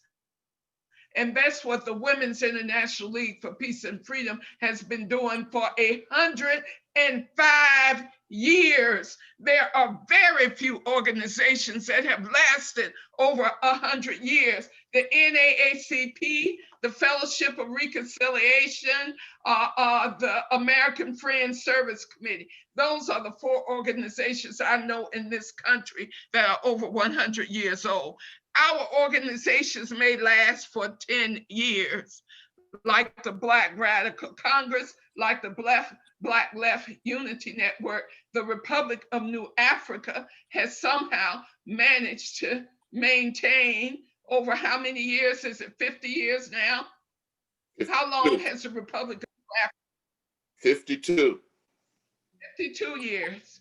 So that's one of the oldest Black organizations under the NAACP. So we got problems, comrades, that we can't do maintain Black organization over a period of time. And so we have different politics about how we engage the struggle to end capitalism, imperialism, patriarchy, and white supremacy. But let's not be sectarian. And I will open up for Brother Yona L to help me understand if he says I misunderstood him. So Yona L, if you could speak, please. I don't want to misunderstand you, comrade. Please speak. Thank you very much, sister. You have made a comment about reaching out to Hakima Yakima. And I was just commenting about the concerns that I have with regards to having him addressing this issue. I've spoken to him on a number of occasions, and he and I have had conversations about this. And when I broached the issue with him about who I am as an Edenite, I don't identify with black and white. That's a misnomer that I don't go down. I'm an Edenite. Minister Ashe opened my eyes to that concept. I'm an earthling. Okay, I don't allow people to define me, and this black and white definition is crazy. We're only one race, the human race. So when you get down that road, it goes a bit far. Again, with regarding Hakima Yakama, that man, and I spoke to him about interacting with people people who are melanin deficient and working with us with different programs. And he said to me in no uncertain terms that if I wanted to work with them, that's fine, but he wouldn't do it. So I'm just giving you that bit of information, let you know that when you approach your mother, expect that kind of comment from him. That was not to be said about how I'm looking forward or how I'm looking forward to work with anyone on here. I personally reach out to people who have a mindset, and you can go to my website, Global African Gold. There you will see something that I call the Edenite Oath. It talks about who we are and how we interact, how we as people of the earth, the sons and daughters of the earth, have taught that we are humans and that we are earthlings first and foremost. That my primary concern is with someone who has the right mindset, not the right skin color. And I say that because I had my fallings out with the UNIACL about the same thing. They had events where I had white friends that I would bring to the events, and they wouldn't let them in because they were melanin deficient. I was offended because I said, these are people that are willing to work with me. They're willing to put their lives on the line for me. And I know Black people who would stab me in the back. You would let those people who would stab me in the back in the door because of the color of their skin. This white person who will put their life on the line for me, you won't let them in for the color of their skin. I said, that's wrong, and we need to address that issue. So with regards to the comment that I made, I was letting you know that when you want to reach out to Akima, he will be there to work with you on many things. You will agree with him on a lot of things. I agree with him on a lot of things. But he has a mind block that will not allow him to engage people of melanin deficiency. So I was putting that out there for you to understand that when you bring him to the party. 2 minutes is up. When you bring him to the party, understand that. Well, let me say this, Brother Yona. I know Hakima, and he can speak for himself. So when I contact him and explain what we're doing, I'll hear from him where he stands. So I don't know what happened between you and him, but I know him, and I can call him up and talk with him. Please do, and let me know what he says, because I would like to hear if he says something different to you than he said. Yeah, this is not a back and forth, Brother Yona. Thank you. You and I yield the floor. You and I will talk about what we need to talk about at some other point, because at an I have appropriate time. Thank you very much. I yield the floor. Okay, so Brother Bilal, we're ready for the concert, and so it may just be 15 minutes of the concert. I'm sorry, but Brother Darryl. I'm ready whenever it's turned over to me. Yeah. It's turned over to you, Darryl Mook, Bilal Sunni Ali, and Lucy Murphy. You have the floor because all of the speakers have spoken. Afia, Ayodele, and Empress Chi have said where they stand, and we'll continue our discussions based on their remarks. But you now have it. The political discussion is paused until next month. And those of us who are going to be on the committee will plan next month. And we have your emails and we will let you know. So Darryl, you're going to take us home because all the conversation is done for tonight until we meet again as a collective to plan for January. Thank you, comrade. Thank you, comrades. Harambe, Harambe, Harambe, Harambe. Harambe, Harambe, Harambe, 7 times. Harambe. All right, thank you, everyone. And so while we are short on our time, we've invited some artists who've been waiting for the entire program. So we do want to get to them. So thank you for all of your amazing comments. First, I want to bring to you an amazing woman who is a spoken word artist who has been listening for the last almost 2 hours to this entire conversation. And she is going to take what you have all been discussing and talking about and put that back into a spoken word performance. But please put your collective hands together and your snaps and claps, and please welcome Peace Ja. Hey, peace and blessings to all. Can you hear me? We can. Yeah. Yes. Thank you for the welcome. Thank you for the welcome. Let's get right into this. See, they called my name. They called my name and they wrote it and sketched it in stone and then they put it in a strobe. They called my name when they sold me off to slavery.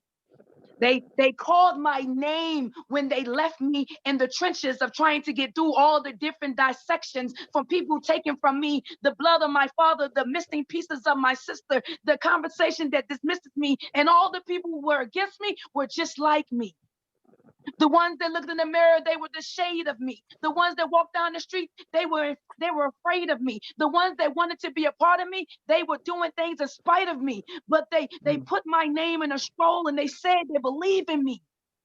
So I wrote a note back to he to hope that maybe it will get to she. And if she was able to hear, she'll repeat it for her sisters and her sisters too. But you know, queens like to put other queens down and kings like to leave other kings locked behind shackles, behind bars. I'm telling you, I'm just trying to tell you a story. But some of y'all think y'all know it all. See, biblically, you go to school, you think your education speaks on factors. But tell you a lot of those things, they just don't matter. Because they'll write your name, but won't even tell you that that name isn't yours, like hate. They'll write your name and say that those names that they call you behind your back actually details of you, like bigotry. They'll walk down the street, look you in your eyes, but never ever tell you they're telling you lies. They'll put in a school booth and tell the school system to teach it to you, but it has nothing to do with the further education of the Black, the white, the Asian, the Indian man, or the China man. See, the difference was when they put your name down, what they didn't tell you was, it was never your name. It was a fictional thought. It was a non-fiction thought. It was a thought that was put down for you to believe. And what happened was you dissected enough to actually believe, and you passed it on to your children, and they passed it on their children's children, and they passed it on through history. And that name was hate. Will cast out hate. But we all know only love can.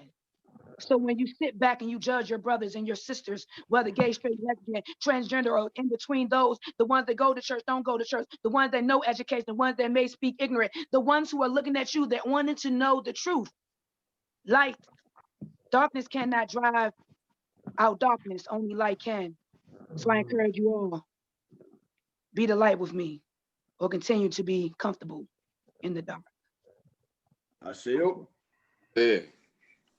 Thank you so much, George. If you would, we're going to bring to you a song, Lucy Murphy and her crew right now. So take a look at this video with Lucy Murphy.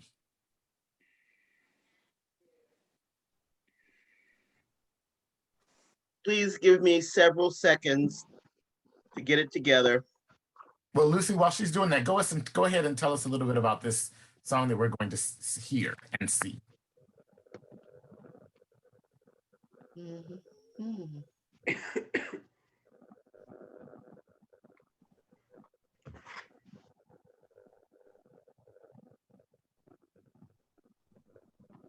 Lucy may have stepped away. So as you have heard Lucy's a bit of Lucy's bio from Teresa, she is an amazing artist. I've known her for about 12 or 13 years now.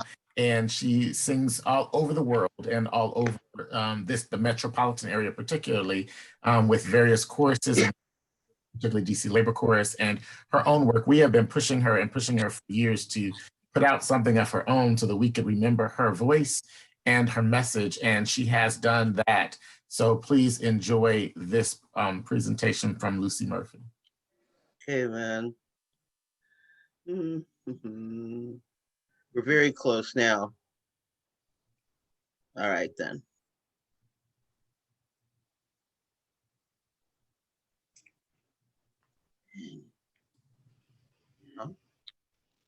Lovely.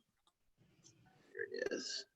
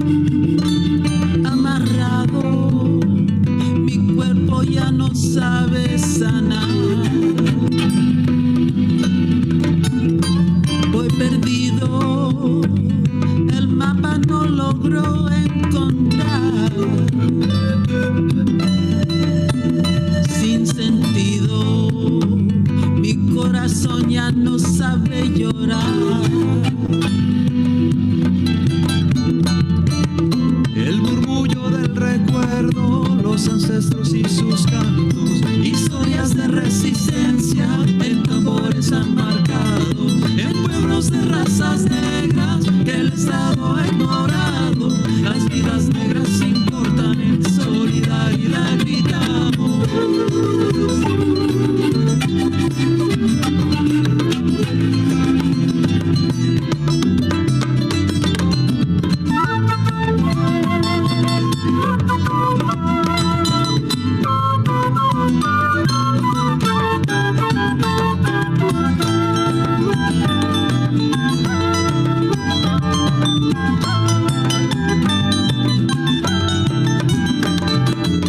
Las calles sienten el calor de la sangre derramada.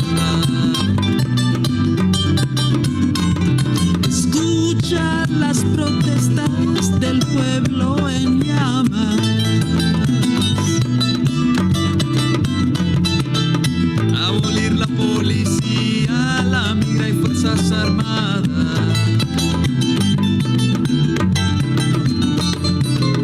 Abolir las cárceles, la esclavitud modernizada.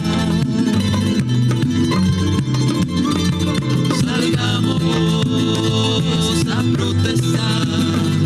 Imaginen un mundo sin policía y sin la migra. Salgamos a protestar. Imaginen un mundo sin policía y sin la migra. Salgamos a protestar. Imaginen un mundo sin policía y sin la migra. Salgamos a protestar. Imaginen el mundo sin policía y sin la migra.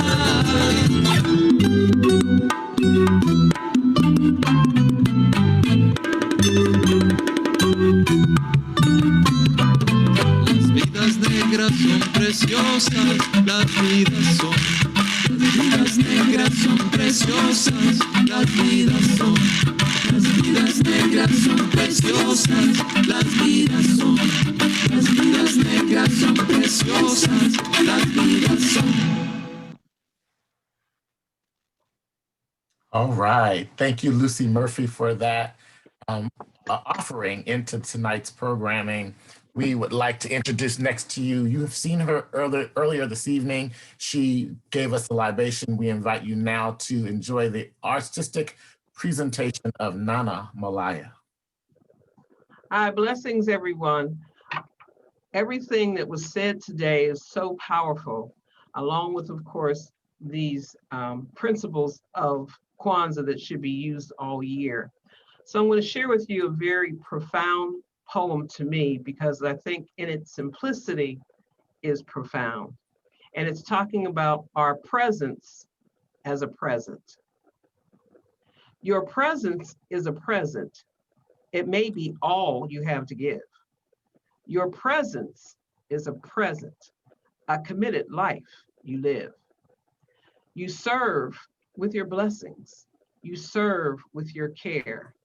And it's really, really important knowing that you're all there. You see, your present is your presence. It may be the most profound thing that you can give. That's from me, Nana Malaya, to everybody for all the commitment and work that they put in. It's very important that we continue to do that. Ashe. Ashe. Thank you so much, Nana Malaya. And so here is another presentation. You heard his music at the very beginning as you were joining in for tonight's program, but he is none other than Baba Balil Suni Ali. Please welcome him again as he shares this video with us. Go ahead, George.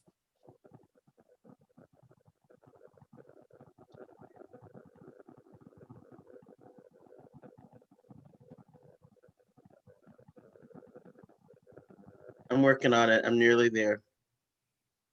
Seconds away, promise. Oh, dang. I meant to only share the audio, but it's okay.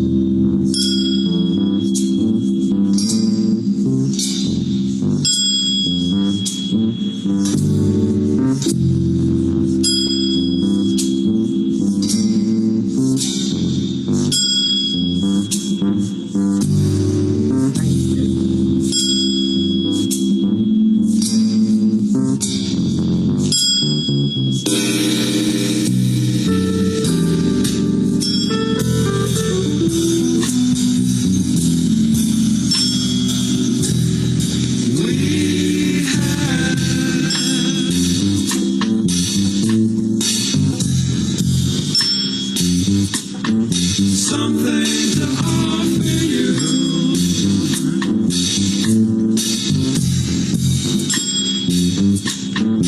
We have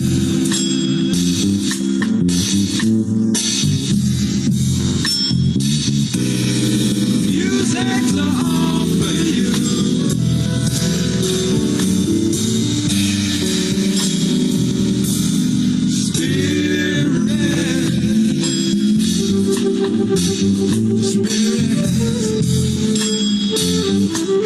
May come into view.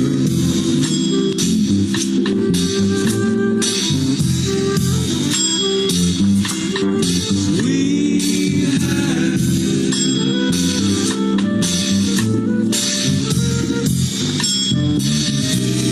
spirits to offer you.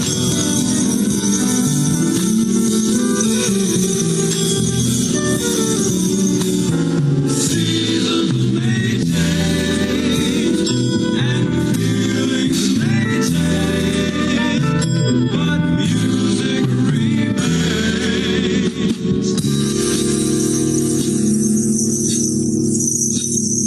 Seasons may change and feelings may change, but music remains.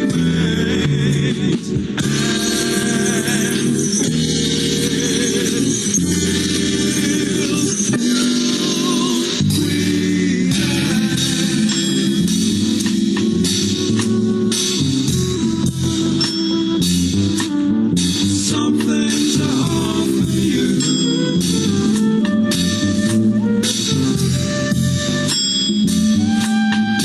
We have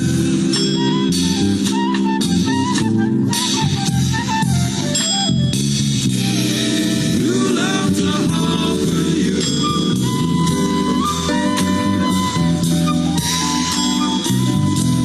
And music to offer you.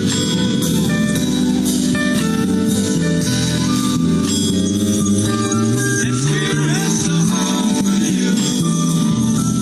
And new love and music to offer you.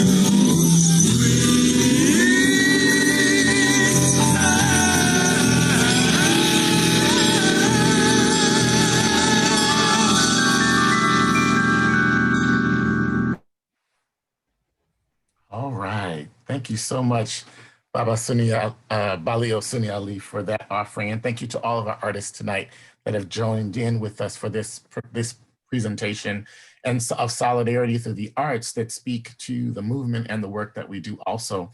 I want to give a quick shout out before I conclude with shout out to my U.S. Green Party folks. I am the co-chair of the National Black Caucus of the U.S. Green Party. And so thank you for all of my friends from the Black Caucus that joined us today, Angela, Felina, and others that are here. So thank you for being here and having your presence known as well. I will also offer this into the group that as we continue to look towards Black liberation and equality inside our movement and within our people, that we remember that unless we reach out and we include our Black LGBTQ same-gender loving community, we will be missing a segment of the community that is also oppressed and that is also family. We who believe in freedom cannot rest. We who believe in freedom cannot rest until it comes. We who believe in freedom cannot rest. We who believe in freedom cannot rest until it comes. We who believe in freedom cannot rest. We who believe in freedom cannot rest until it comes. For all of us, to all of you, Kwanzaa. We need some more young people up in here too. Welcome to the liberation movement. George and Teresa. Well, I'm just so grateful that we have this good start and we want to keep building. And we do believe in freedom and we can't rest until it comes. Ella's song. we could play Ella's song like we did for the AFRICOM webinar. Remember, Robin? We played Ella's song to lead us into it. And so we'll have to keep it up, comrades. So George, Madam Moderator, you get the last word because you're the one who cuts us off because it's your But please, George, make sure everybody understands how to save the chat. That's where I'm going right now. Perfect. Thank you. So there's been a lot of great information, emails, websites, all kinds of great stuff in the chat. So to save the chat, look at the chat at the bottom of your screen. It'll come up if you push your mouse down. It'll say chat. Next to the chat, when you click on the chat, to the right, there are 3 little dots. You'll see file. There's a little square document-like file, and then 3 little dots. If you hit those dots, you'll see save chat. All you've got to do is hit save chat. When you close down, I close down the meeting, it will convert to some different kind of document that you can open up and save for yourself. So I'll give it a little bit of time and not close down. In fact, I'll play another one of Bilal's songs for a little bit so that everybody has the time to save the chat. I won't close down everything. All righty then. Thanks all. Happy Kwanzaa. Everyone. Happy Kwanzaa to you too. Thank you. We'll see you all very soon. Stay strong. I don't see 3 dots. George, can you repeat how to save the chat, please? 3 buttons in the bottom of the chat on the right side. You'll see a 2, and then you'll see a file, and then you'll see 3 buttons. It says more when you hover over it. Click on the more, and then the very top thing will say save chat, and then there are participants you can chat with as well. But you can click save chat, and when you close out from the Zoom, you'll get a pop-up window from your computer saying that your file is saved probably in your downloads. Thank you. You're very welcome. Thank you, thank you. Muchas gracias a todos. Hasta la próxima.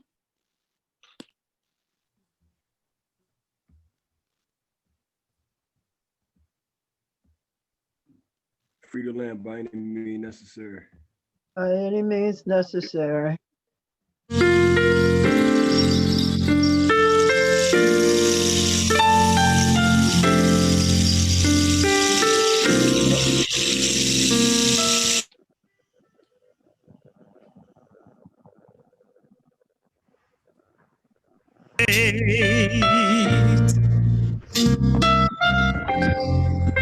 Seven principles of life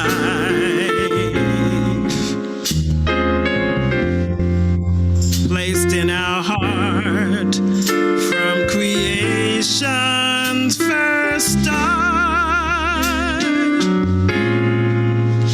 Ancient values plays a part, a very special part. See the 7 candles glowing there on a table filled with pride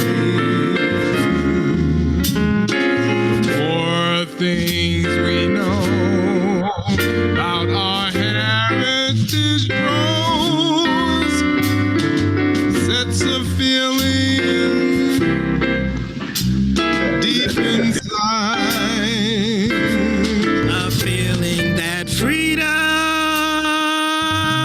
finally on its way. Our ancestors prayed hard for this day,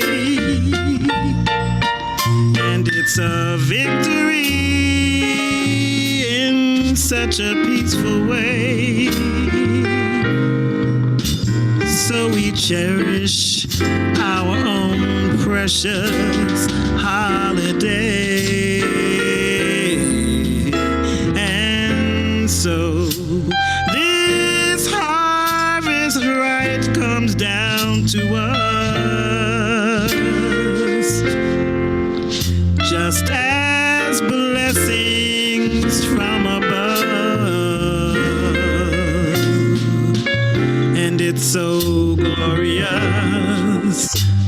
as the world looks to us, spreading peace and spreading love.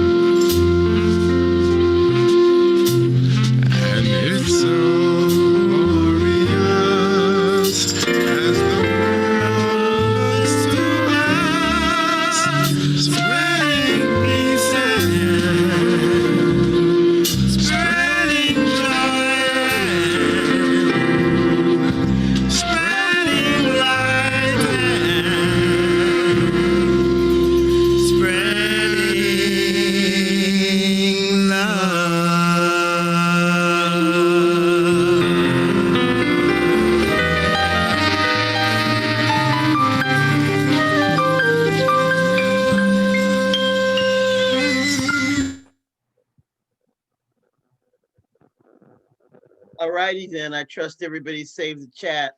I'm going to end the meeting. See y'all next month. Bye. Bye-bye. Couldn't figure it out.